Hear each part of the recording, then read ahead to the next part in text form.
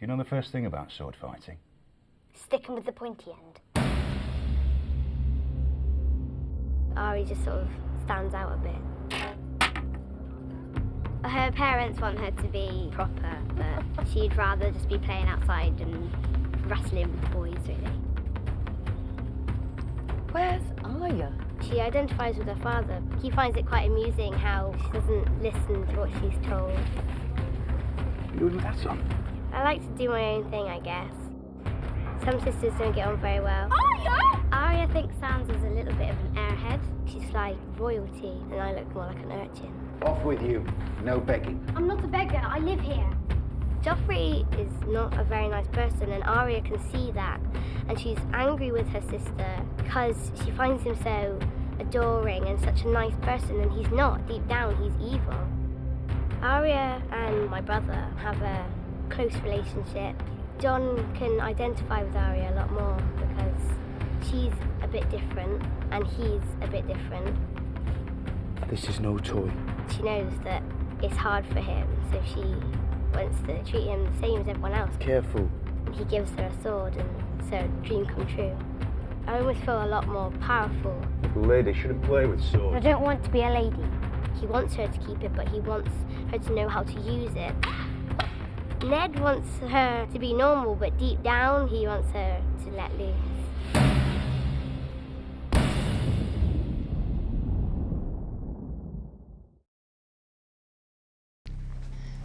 Brandon, I want you to promise me no more climbing. I promise. I'm Isaac Hempstead Wright, and I play Bran Stark. Well, he lives quite an easy life to start with. He loves climbing, he's the son of a lord. He has quite a good relationship with his father.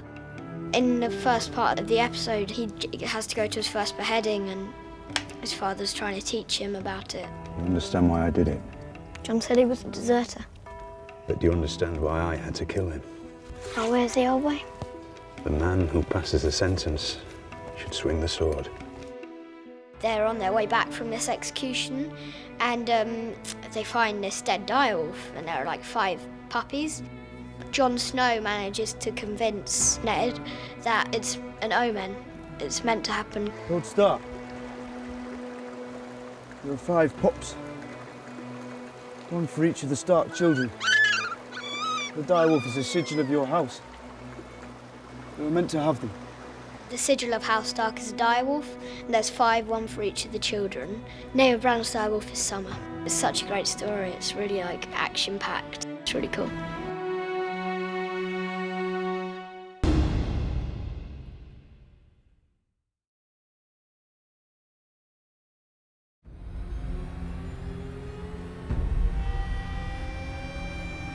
I am so sorry, my love. My name is Michelle Fairley, and I play Catelyn Stark.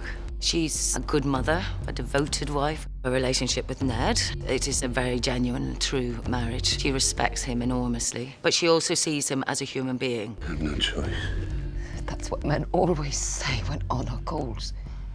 You do have a choice. They have children, and that is a very big priority to her. All the Stark children have a thread of commonality, but they also have incredibly individual characters as well. They're just a lovely contrast. She does not agree with war, but she becomes a warrior. She is a woman, but she is learning to think like a man. She does not know that she's about to set off on this journey, and that's the way it happens. Essentially, it's about people caring, fighting, loving, hating. It's all about that clash of morals and respects and lands and traditions. It's wonderful. I absolutely love it.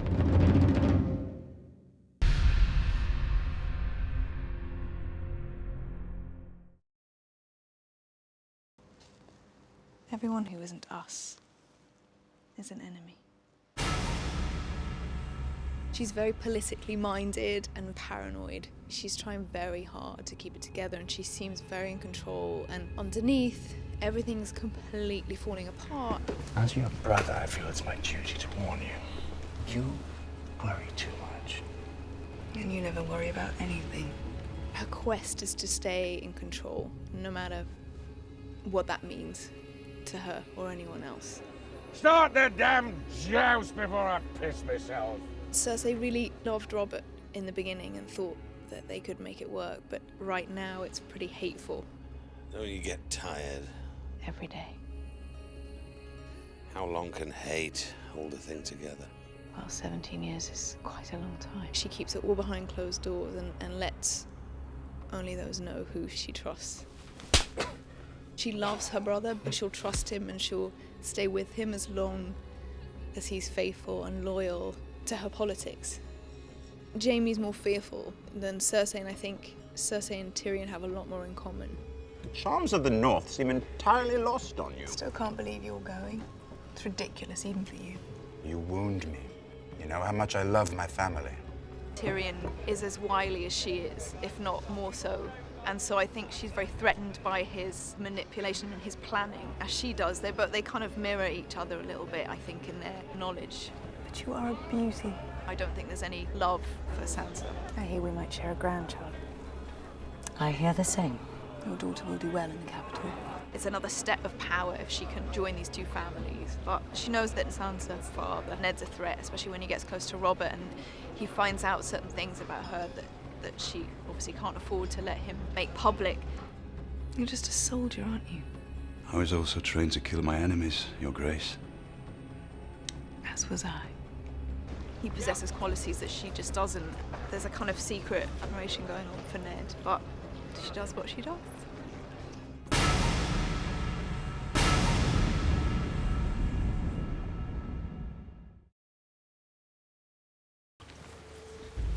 Tell them to stop. You want the entire horde to stop? For how long? Until I command them otherwise. You're learning to talk like a queen. Not a queen. A Khaleesi.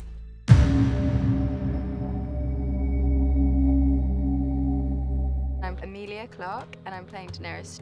She goes on such a journey. She's an incredibly strong, powerful woman who doesn't quite come into her own until much later on. She is the blood of the dragon. Our family's symbol is the dragons, and they haven't been around for quite some time, but the myths and the legends that go along with our family is all centered around the dragons. I think that there's always this essence of that within her that she doesn't quite realize until the moment of her wedding when she gets presented with the dragon eggs, and there's this connection she can't quite explain. It blossoms into that being what gives her her strength, and that's what she goes back into every time. That's like where her resolve is. She has a bizarre relationship with her brother, and there is this kind of underlining sexual thing going on. It's kind of like, I'm his property, so that's how he sees it. And so he gets us into this situation where he decides to marry me off. He uses me as a pawn to try and get what he wants. When they write the history of my reign, sweet sister, they will say it began today.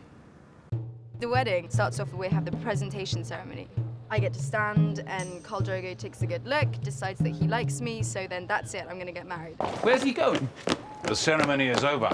But he didn't say anything. Did he like her? Trust me, Your Grace. If he didn't like her, we'd know.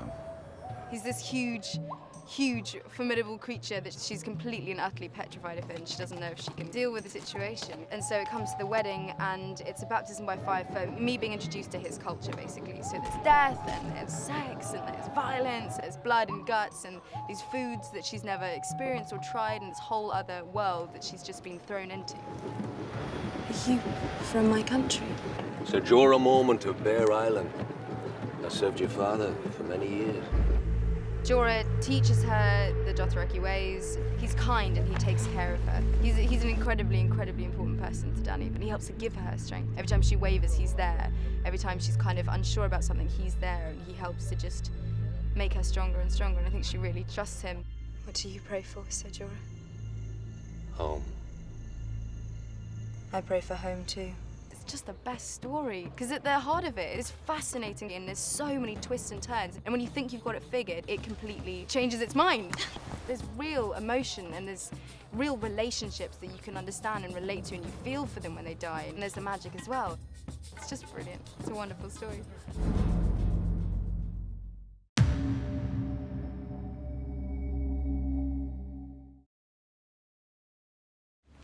It's a strange thing, the first time you cut a man.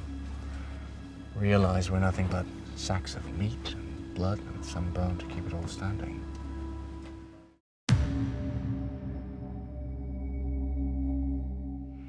I'm Nikolai Coster-Waldau. I play Jaime Lannister. Game of Thrones, as it says in the title, is about the game you play for power. These families that all fight for the power of the country.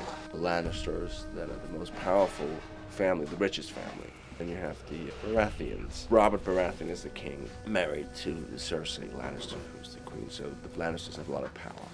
My character, Jaime Lannister, you see him first, you think he's evil. And then as you dive into the story, you realize, well, maybe it's not just black and white. There are more shades to it.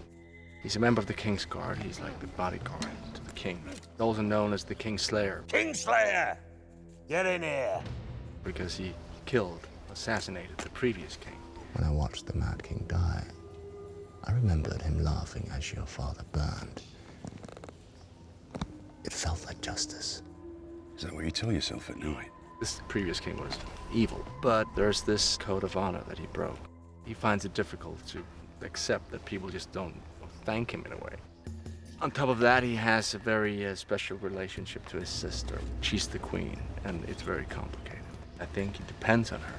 She's kind of the only one who really knows him and accepts him, and he loves his brother. Little brother, beloved siblings. You don't really see Jaime having fun with anyone, but you see him having fun with Tyrion. They have a very dry wit. Don't leave me alone with these people. I'm sorry, I've begun the feast a bit early, and this is the first of many courses. I thought you might say that. But since we're short on time... See you at sundown. Close the door! He is a soldier, and he doesn't care about the politics. He understands it, and he knows how to, maneuver in that world. You should be the hand of the king.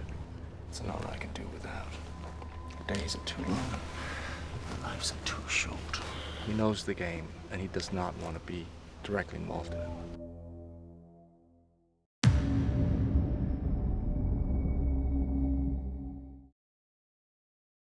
Do you think Ned Stark's bastard bleeds like the rest of us?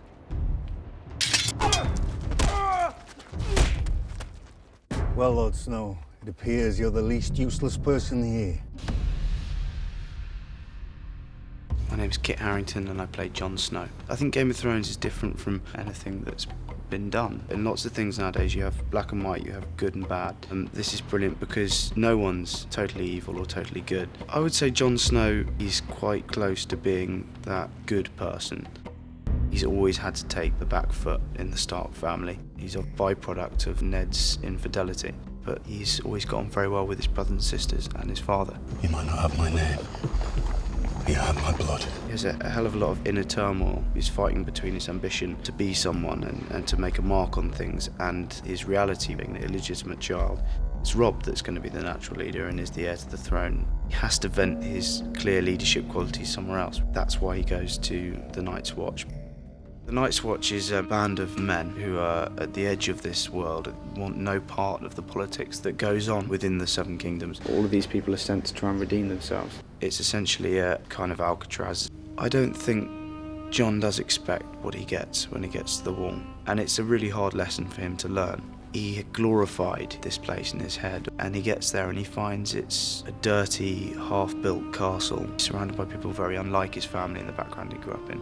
He realises quite quickly that everyone at the Wall is equal and that he won't get anywhere unless he accepts that fact first and becomes a brother.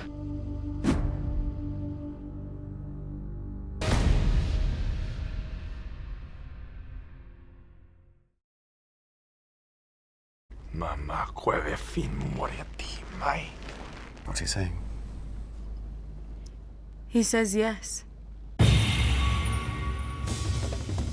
Khal Drogo is a savage beast. He's a lion mixed with a silverback. He's never lost a battle, and whoever's got the longest hair is the biggest pimp, so I've got the longest. This Khal Drogo said he has 100,000 men in his horde. The Targaryen boy crosses with a Dothraki horde at his back. The scum will join him. The Dothraki, very free, tribal, beautiful, loving. Maybe not too loving, eh? His wife comes to him as a gift, and he slowly falls in love with her, She just really shows me a world that I've never seen before. Little by little, you just see him warm up.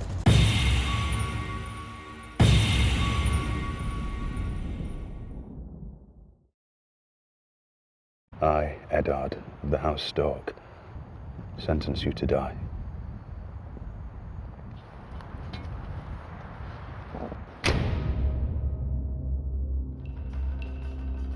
Ned Stark is known as the Lord of Winterfell, which is the northern section of the Seven Kingdoms.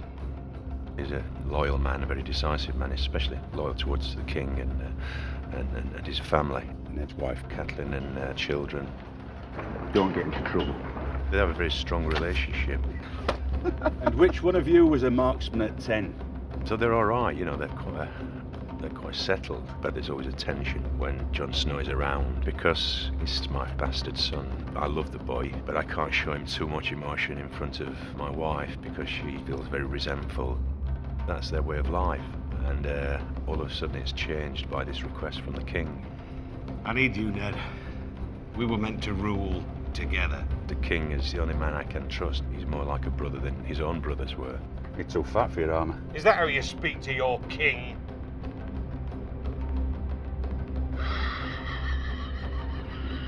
And I trust him, and that's why I decided to become his right-hand man. You're a loyal friend. The last one I've got. I know what I'm putting you through. Thank you for saying yes. It's quite heart-wrenching for Ned to leave his family. I have no choice. That's what men always say when honor calls. He loves his wife very dearly. He needs her. That's why he feels unsettled about leaving her behind. Half of the family stay in Winterfell and half of the family go down to King's Landing. A very disturbing kind of world, a pit of snakes really, where these very corrupt people are gaining more and more power, all with their own agenda. Bruce, Robert's wife, Cersei, doesn't want him there. Nobody wants him there. What are you doing here? I might ask the same of you. What is it you hope to accomplish? He's nosing around, he's trying to find things out, looking into their affairs and finding, skeletons in the cupboard. Are you telling me the crown is 3 million in debt? I am telling you the crown is 6 million in debt. This is foolishness. He realises he's got to make some kind of ally to survive in this particular environment, so he does with Littlefinger. Very powerful man. You're a funny man. He can't just be honest and honourable in this society. It just doesn't work. He'd rather die than lose his honour and his loyalty and his sense of duty.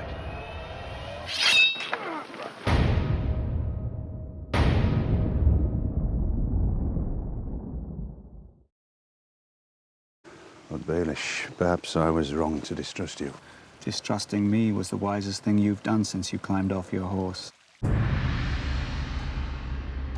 Littlefinger is a player in the court of King Robert Baratheon.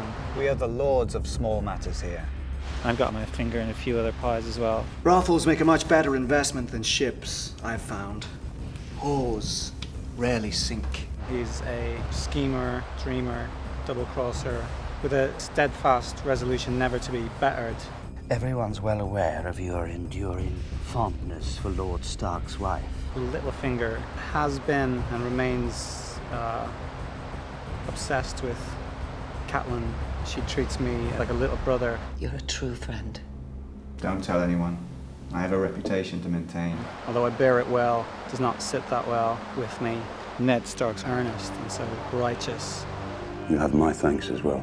Now there's a prize. I like him, but I keep good with quite a lot of parties.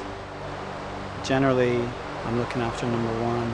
I have not had the pleasure, my lord. Littlefinger is interested in Sansa because she's Catelyn's daughter. She reminds me of Catelyn when she was younger.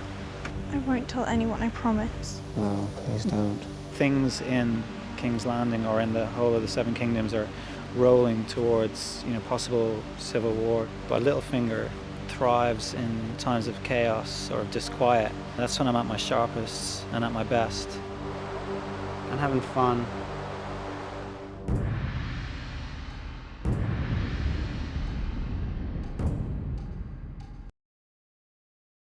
I'm not your boy, Lannister.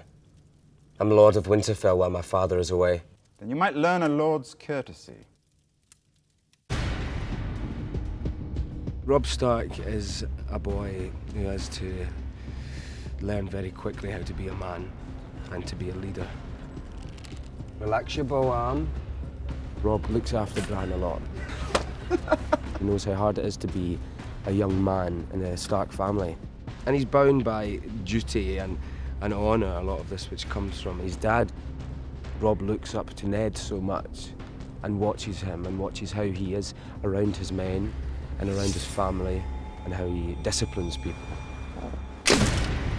He has to put on a mask of being a man and being capable because there's too many people that are going to be looking to him for answers and for leadership. We need a new steward, and there are several other appointments that require our immediate attention. I don't care about appointments. I'll make the appointments. His dad goes, I have to rule Winterfell. He's gone from being a boy that's growing up quite quickly to having to be a man and leading armies and making decisions and killing people. I'll ride to King's Landing. No.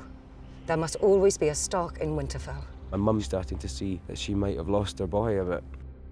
He's had to grow up quickly. Jon Snow and Robb Stark have a fantastic relationship. Next time I see you, you'll be all in black.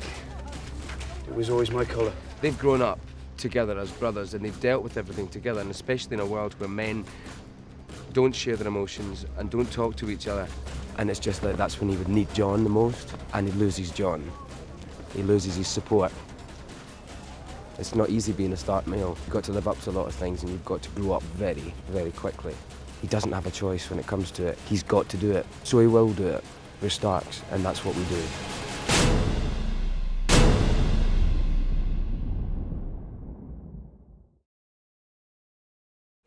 Oh, Grace, you got fat.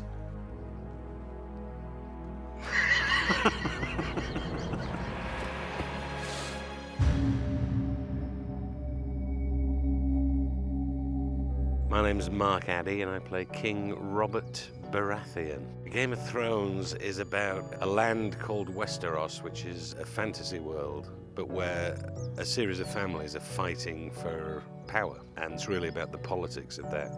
Robert was primarily a warrior and didn't inherit his crown, he fought for it and won it.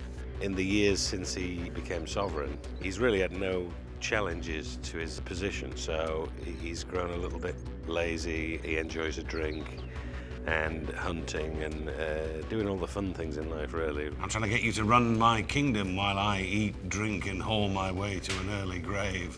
Robert is married to Cersei Lannister in the tradition of royal marriages for building power. By linking a powerful house with another powerful house, you create a much more powerful dynasty. It's a marriage in name, but not a happy marriage in any stretch of the imagination.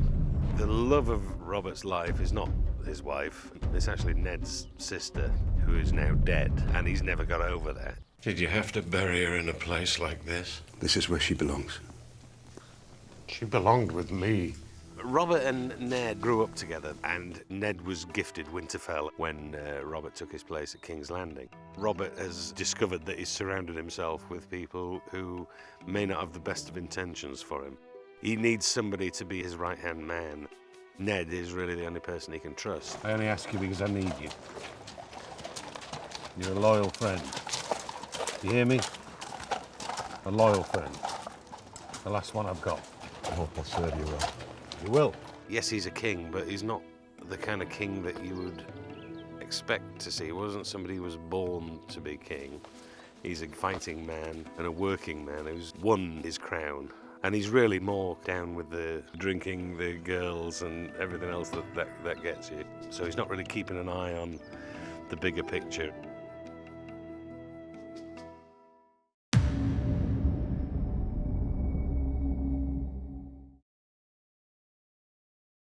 Do you think Joffrey will like me? When would we be married? Soon, or do we have to wait? Hush now. Your father hasn't even said yes. Please, please.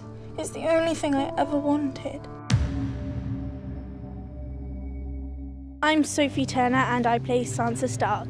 Sansa has a very independent view of the world because she's very unaware of what happens. She's the sort of girl that believes in princes and when her prince is going to come and take her on the horse and ride away into the moonlight and things like that. She's not so close to her father. She's more her mother's side. She loves her father so much, but I just think she doesn't show it as much as Arya does. She thinks that's not the queenly thing to do. She wants to be queen, of course. Her parents are already planning for her to get married to Joffrey. Sansa's already attracted to him immediately, the first time she sees him. She doesn't really care how his personality is right now, because he's just so good-looking and attractive that she just falls madly in love with him. Sansa's relationship with her sister Arya is a bit of a love-hate relationship. Arya! But I think that Sansa just disapproves of the things that Arya does. Arya dresses in dirty clothes. Sometimes she wears trousers, whereas Sansa's like, dresses, dresses, dresses. She has to look beautiful all the time. Not only is it a period drama, but it's also fantasy. And I find that really fascinating because it never happens in this world. Nothing like this happens. It stands out from all the other medieval dramas that are around.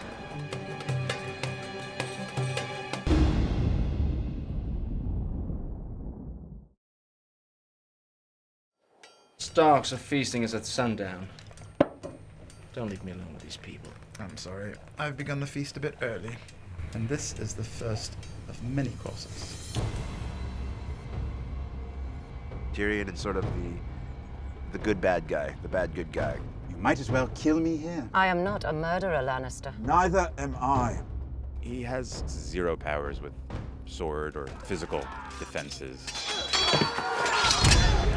So he has to defend himself with his wit and charm. How do you think Balin Greyjoy would feel if he could see his only surviving son has turned lackey?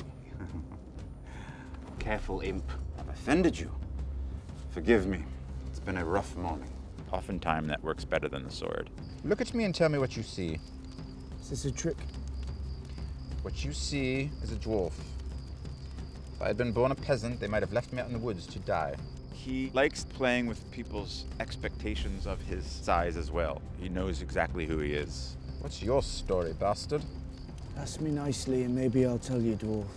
Tyrion and Jon Snow have a common ground with each other. He is considered the bastard of his family, and I'm considered the bastard of mine, even though I'm of the same gene code. Little brother, beloved siblings.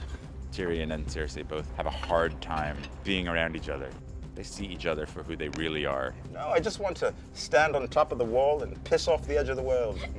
Children don't need to hear your filth. Tyrion and his brother Jaime have a close connection because of the horrible things that they've been through together. My dear brother, there are times you make me wonder whose side you're on. My dear brother, you wound me. You know how much I love my family. Jaime has gotten them out of many tragic situations in the past. They have a real loyalty to each other. Tyrion has a lot of faults, but he's not one for lying. He sleeps well at the end of the day.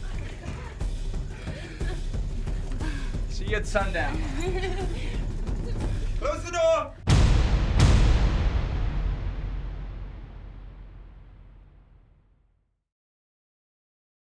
I need you to be perfect today. Can you do that for me? You don't want to wake the dragon, do you?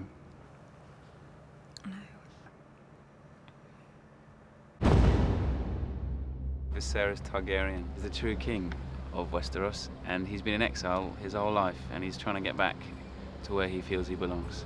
And he will do pretty much whatever that takes. Your Grace, Yes, my dear? they call you the last dragon. They do. Being the last dragon, he carries a huge burden, which he has all his life on his own. And when he can't take it, something just snaps. You dare! You give commands to me. Have you forgotten who you are? Look at you! He's looked after his sister on his own for her whole life. He still sees her as this little sullen child. He doesn't realize that Daenerys turned into an adult when he wasn't looking. His relationship with his sister is going through a massive change, that suddenly he needs her to do something for him. Where for the whole life he's done everything for her. In that he's trying to marry her to Khal Drogo.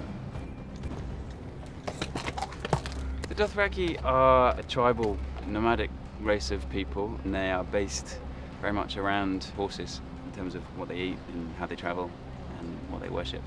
Viserys doesn't have any experience or real understanding or knowledge of the Dothraki people. He just sees them in terms of their numbers, and Khal Drogo just in terms of a warrior, not as a person. These are my people now. You shouldn't call them savages. I'll call them what I like, because they're my people. This is my army. The Dothraki are fascinating, rich, powerful people with their own customs, and they don't care two hoops about his traditions and his family and his right to rule. He sees himself as their king now, and they don't treat him like that. He just refuses to adapt and change because he doesn't see their worth. Sir Jorah Mormont of Bear Island. I served your father for many years. Gods be good, I hope to always serve the rightful king. Sir Jorah Mormont is the knight in exile. I see him as a useful ally, and I love the fact that it's the first grown man, to actually call me your grace and to treat me like a king. But everything is subordinate to this higher purpose of his. Any human relationships, even with my little sister, make him happy. He wouldn't save her. He wouldn't save anyone if it meant getting the crown.